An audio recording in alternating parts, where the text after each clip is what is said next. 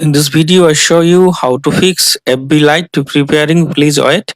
Try switching to Wi-Fi and restarting the app to resolving this issue problem. For fixing this problem, first of all, go to Play Store, then search Facebook Lite. If available any update version, then update. Now search 1111 VPN. Tap on it, install. Then go to settings. Then go to apps. Then go to see all apps. Now search Lite. Click on Lite.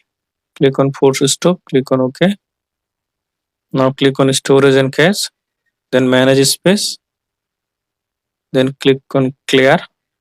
Now clear cache. Now open the VPN app. Now click on next. Now click on accept. Install VPN profile, then OK. Not now. Then connect. Now open your Facebook Lite app. Now click on message icon, messenger icon.